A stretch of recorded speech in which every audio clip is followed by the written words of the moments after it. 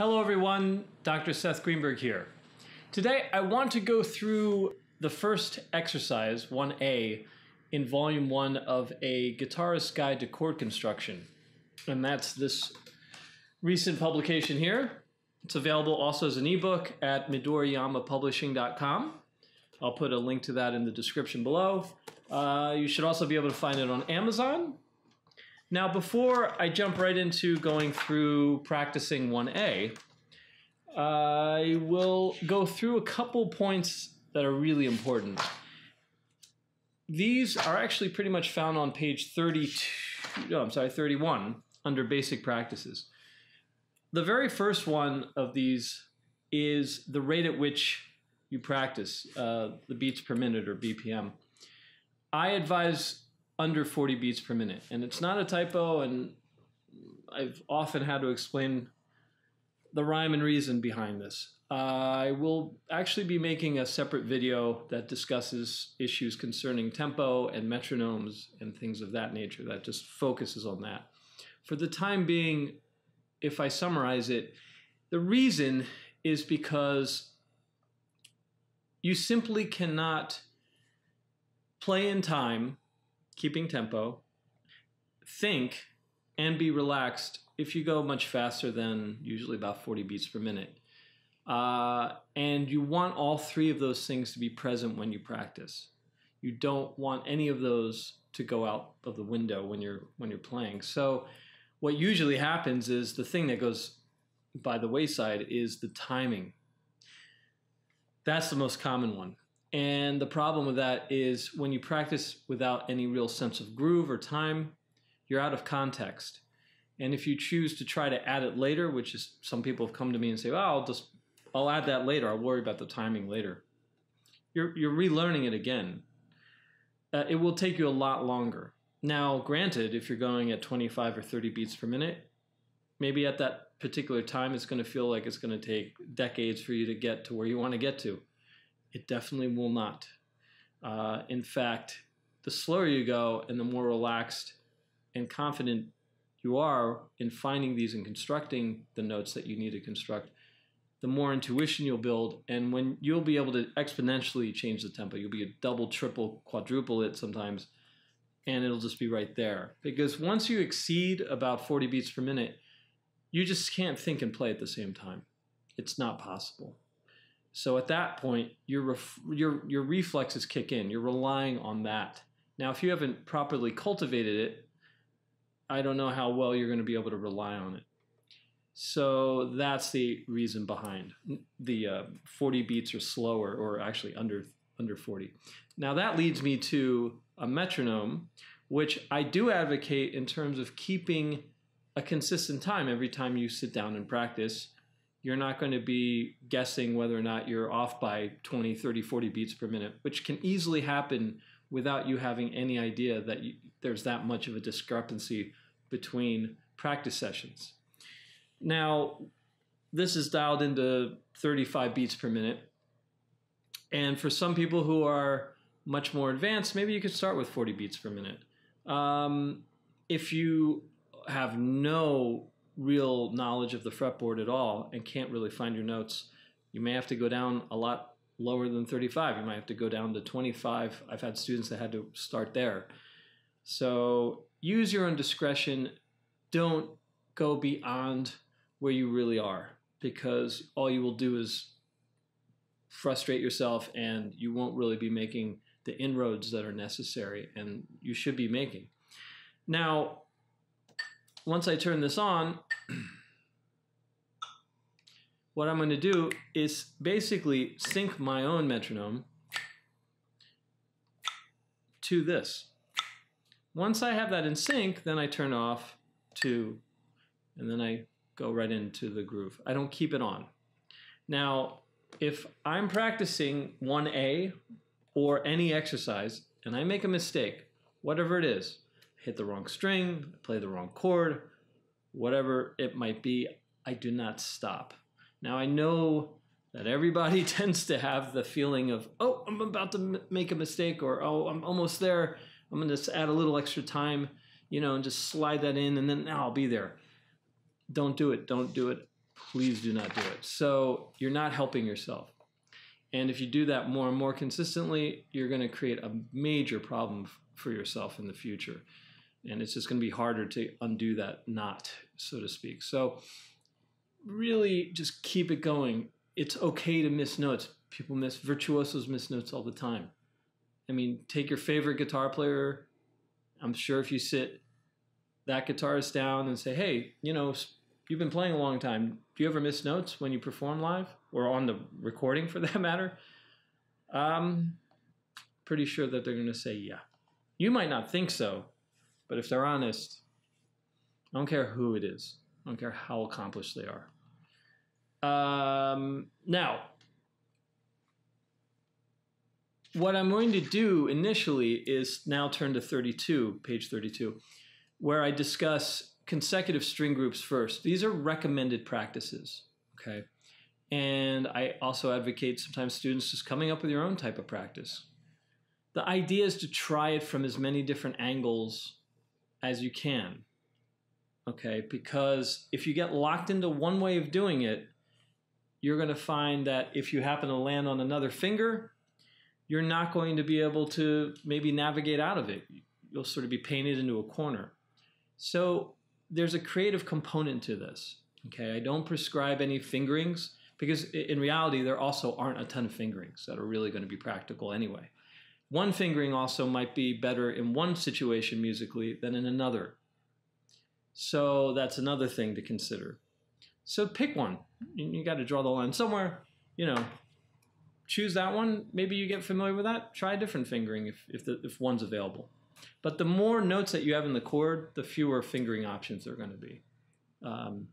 Now, having said that, if you are somebody who has really no knowledge of the fretboard at all, whether you're just a total beginner or someone who's been playing a long time, but you've just memorized where everything is just by shape, but you really don't know any of the notes, then one of the things I would recommend, and I mentioned this, but it's good to really, really underscore this, is don't worry about finding all three notes. Maybe if you're going to look at page 32 and you see under A1, oh, okay, I can construct the following voicings with the root on the 6th, 5th, 4th, or the 3rd string.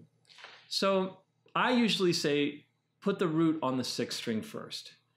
It's the one that's easiest to see, and players who are intermediates or even advanced players, they have the easiest time finding the notes there, okay? So there's no reason to start off and make it really hard for yourself. Start off with something that's familiar, even if it's vaguely familiar. Now, if you're a player and you're going to do this on just the one string with the root on the 6th string, what I would suggest is don't even try playing all three notes. Find just the roots in tempo without stopping.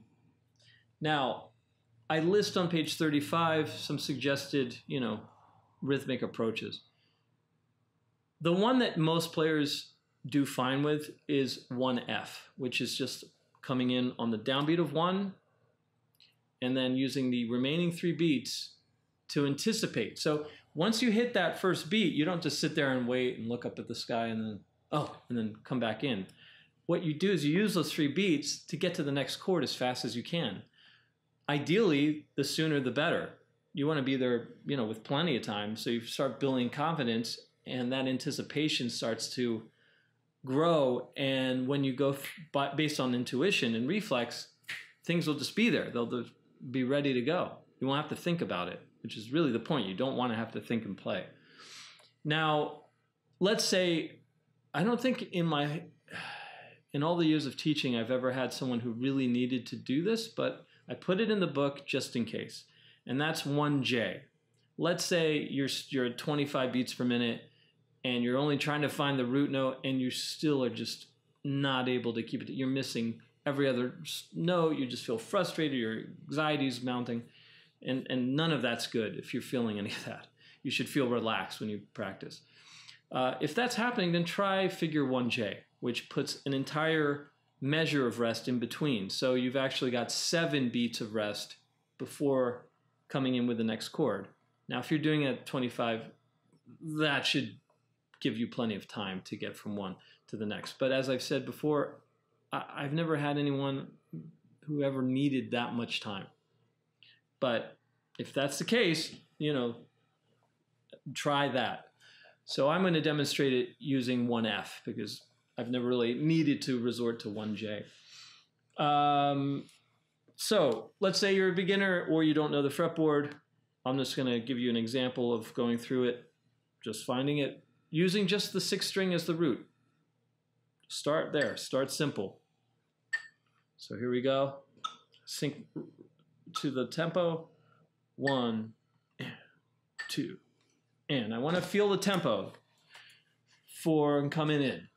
1, 2, switch. Next note. 4, B flat. 2 to D.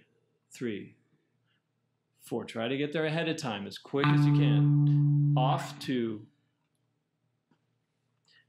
4 to the A. 2 to the F. 3, 4, and 2, and 3 to the G. 4, and 2 to E flat.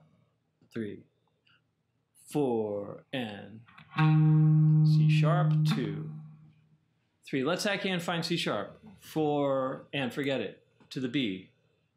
2, 3, 4. Don't interrupt the time. 2 to A flat. 3, 4, and let's say I hit the wrong string. Oops, more strings than I intended. Keep going. 3 to the E. 4, and 2 to G flat. 3, 4, and 2. Now let's say I'm going to D flat. I hit the wrong one. 4, and wrong fret. Keep going. 2, 3, C flat. Get right back on track. 2 to F sharp. 3, 4, and that's it. So again, do not interrupt the timing. Now, if you're missing chords all the time and your accuracy level is really low, and by really low, I would say under about 85%, then you're probably needing to adjust the tempo, go slower, or you might need to go to 1J and just have that extra measure. Now, if you can find it at that rate and you want to challenge yourself a little bit more, try figure 1J. So now you're going to do 2 bass notes in a row, 1 and 2. Now you only have 2 beats to get from chord to chord. But again, even as you add 2 notes, if I'm doing it 3, 4 like this, I'm still anticipating it. 2 to B flat. 4, I'm there ahead of time. To D, 3, 4, and so on and so forth. Now I can do 2, I can handle that, no problem, no sweat. Try 3. So you're incrementally raising the bar. You're not just going from here and then going right up to the sky. So work your way up. You know, if you're advancing yourself too quickly, you're not doing yourself a favor. Now, let's say you have done that and you're a beginner and it's like, hey, I got that. I've got the notes on the 6th string on 1A. I got it. I can do it in time. Keep it all together. My accuracy is really high. Maybe I miss 1 note. Maybe I don't miss any. Then try just the root and the 3rd. When you add the 3rd, though, see if you can identify it as you play it. Now, again, here's thinking and playing in time. That's why you got to go really slowly. So let's say I'm going to go back and set this just so. And 3, 4, the E. That's the top note, the 3rd, 2. Go to the B flat, 3. 3rd is D. And E major. 3rd is F sharp. 3, 4. It's 2 whole steps above the root. To A, C sharp. 3, 4, and 2, and to the F, F and the A. 4, and so on and so forth. Once I can do that, then I might do 1A or A1. Where I add the 5th. So if I'm doing it with the 5th, 2 and 3, 4, G, B flat chord. Fifth is F. 3, 4, and to the D. A is the fifth. Now A. E is the fifth. So again, I'm not holding onto the chord and waiting. 2, 3. I'm going to run out of room. 4, and yeah. Now I'm going to try to. I don't want that. I don't want to be hurried. I want to get there ahead of time. 4, and nice and relaxed. When you have the idea. Now, if you're somebody who's more advanced and you're like, hey, I don't really need to. I can find these no problem. I don't need to isolate these chords. Then you might want to consider starting with A4, where you vary between the 5th, 6th, and 7th. Now, having mentioned that, you'll notice perhaps there's a discrepancy in the footnote. I mentioned the 9th. I actually went back and forth for a moment whether or not to include the 9th on the consecutive string groups. I ended up not including it because while some people might have that dexterity to reach even down here in the lower positions, most players can't. I mean, I can't make that really even. And I don't have particularly big hands, but I don't have small hands either. And I've got pretty good flexibility between my fingers. And yes, if you're down here, yeah, can you make it really pretty easily? Yeah, no problem. But it was a matter of consistency. So when varying the highest note consecutively, unless you're an exception, then add the 9th. That's fine. But I would say for most people, just use the 5th, the 6th, and the 7th. Now, when you're going through 1A in this way and you're going to vary the top note, and let's say you're just going to keep it on 6-5-4, that the bottom 3 strings. I mean, this can be applied to 5-4-3, 4-3-2, or 3-2-1, of course. But we'll just use this for the example in this case. I would keep, if I'm doing it, I would keep it really simple, the pattern. So even just something easy to remember like, oh, 5 to 6 to 7. When I come back after 7, I just return back to 5. So I just loop it around. I don't want to come up with a really fancy, elaborate way of doing this because I don't want to lose myself in the middle of it and think, oh, wait, am I supposed to go to the 7th now or is it the 6th? You know, just keep it simple if you come up with a pattern, okay? So let's say that's the case. 1, let's see, 2, and 3, 4, and I might do with the 5th. Now the 7th, 3, or actually the 6th, I'm sorry, 4. Now the 7th, 2, 3. I forgot the pattern for a moment. 4, and see how easy that is to forget? Now back to the 5th. And F major 6, 2, 3, 4, and G major 7, 2, 3, 4, and E flat. Let's say I hit the wrong string. I hit too many strings and it sounds sort of horrible. Whoops. Okay. I need to correct that later. 3, 4, and so on. Now I'm using a pick. You could use your fingers. You could use a combination. Again, I don't get into the technicalities of it because that's not what this book is about. It's about being able to construct it, the chords with the left hand and find your notes and connect everything. So how you want to play them, you can experiment. You know, if you want to go through it, you know, using thumb and fingers, you want to strum with your thumb. You know, you want to use the pick and your fingers. You know, do you want to try to play it? If you want to get really fancy and, you know, try to, you know, play it as harmonics. I mean, again, keep it simple in the beginning. You don't want to have to be thinking about what you're doing technically. And use your ear. Your ear is going to direct your hand. A lot of people put the technical part and they think that the technique is going to govern their ear and they have it completely backwards. Listen, at the tempo like this, that's another reason, is you can hear it. Oh, ooh, that didn't sound right. Once you can identify a mistake is made, that's great. That's what you want, because if you recognize it, you can fix it. It's a lot worse to be making errors and have no idea you're making those errors. That is a way worse situation, because how you fix something that you're not even aware of. In some ways, teachers come in handy for that. But consider instead of getting really frustrated by mistakes, consider them actually opportunities to fix them. But use your ear. Don't shut that off. Now, if we go and say, okay, I've gone through all of the 4 consecutive string groups, perhaps I'm going to actually try to vary the actual string groups. Okay, so that would be A5.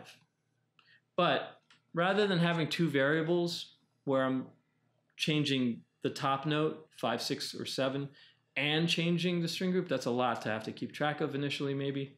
Just do the same voicing, maybe take it with all major 7ths. I'm just going to arbitrarily pick major 7, root, major 3rd, major 7. But I'm going to, again, pick a pattern where I'm just going to put the root on the 6th, and then I'm going to put the root on the 5th string, root on the 4th string, root on the 3rd, and then cycle it back to the 6th. So that would be something like this. 2 and 3, 4, C major 7. Now the B flat major 7 on the next set of strings, 5, 4, 3.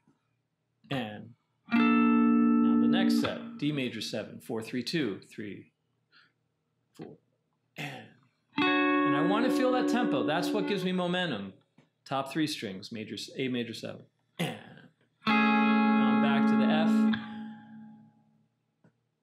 And 4, and 2. Next set of strings, G major 7. 4, and now let's say I go to the next set of strings. I can't find it. Oh shoot, I'm having a lapse. 4 and up. Okay, so forget it. 2, next set of strings, C sharp, 3, 4. It's all about recovering time. Back to B flat major, or B major 7, sorry. 3, 4, and next set of strings, A flat major 7. 4, and 2, and so on. Next set of strings, E major and A major 7. G flat major 7, get there ahead of time. The faster you can get there ahead of time, the better. D flat major 7, 3, 4, and next set of strings, B or C flat major 7, and then F sharp major 7 on the 4, 3, 2, and okay. Now, for full challenge, if you want to go into that mode, you're going to vary not only the top note, which we didn't do that time, but you're going to vary both those things, the string group and the top note. So just for time's sake, let's say I go 1, 2, and I'm going to go 5, 6, 7, and changing the string group at the same time. So it'll be C major with the 5th on the bottom 3, then B flat major 6 on the next set, D major 7 on the 4, 3, 2. Then I'm back to A major with the 5th, but on the top 3 strings now, because I'm still cycling in that order. So again, you might even, when you get more elaborate too, if you're used to playing at 35 or so beats per minute, you might have to drop it down to 30. You might have to go a little bit slower. So again, you know, make sure that you don't feel taxed and that you're going for accuracy and being relaxed and keeping a nice groove over being hurried and, you know, having a low accuracy rate. That's not good. You want to feel like each time you go through it, it's getting a little bit better. Now, so let's try that. So let's say if the tempo is 1, 2, 3, 4. I'm just going to hit that. B flat major 6, next set of strings, and D major 7, next set of strings, 3, and A major with the 5th, 3, 4, F major 6, back to the bottom 3, and G major 7, 5, 4, 3, E flat major with the 5th, 4, 3, 2, C sharp major 6, 3, 2, 1, B major 7, back to the low strings. Now A flat with the 5th, 3, 4, E major 6, next set of strings, 3, 4, G flat major 7, top 3 strings, and D flat with the 5th, 3, 4, to C flat major, the 6th. Change my mind there. F sharp major 7, 4, and that's basically it. Now, the same approaches, even though we haven't done any non-consecutive string groups, it's really no different in approach. You're just dealing with different voices, different voicings, I should say. And all of the subsequent exercises really are founded off of these basic precepts in terms of keeping time, making sure the tempo is not too fast, getting to the chord ahead of time, and just cultivating a relaxed feel. Okay, if you're stressed out mentally and or physically, then that's not good. You're not getting much out of your practice session, other than a lot of anxiety, and there's not much to show for that. And what actually happens is, as you practice with anxiety, that becomes your habit. And if you watch any great virtuosos on any instrument, one thing that they all have in common is they don't look all that stressed out. In fact, they look like they could be eating a sandwich and be doing what they're doing. And most people will comment, "Oh wow, looks so natural, looks so easy." They're not fighting the instrument. They're not fighting the instrument, and they're not fighting with themselves either. So, that's something that you want to shoot for when you practice. Utterly crucial, okay? I can't tell you how many hours of my life I've wasted by going through really, really ineffective modes of practice. You'll get more out of 10 or 15 minutes of proper practice than you will out of 10 days of improper practice. So again, it's about how you go about it. That's actually in some ways arguably more important than what you're actually practicing sometimes. So I'm hoping that this at least gives you a bit of some insight into how I suggest practicing this. I will be making more videos which will go through some of these other exercises, and I will be making other videos also. I talked about one that just focuses on tempo and metronomes and gets more in depth about that. Other topics related to the guitar and playing music, and there will be some interviews coming up. So please hit subscribe if you haven't already, and that way you'll know that there's a new video up. And I really sincerely hope that this has been a help. Please let me know if you have any questions, and I'll see you soon.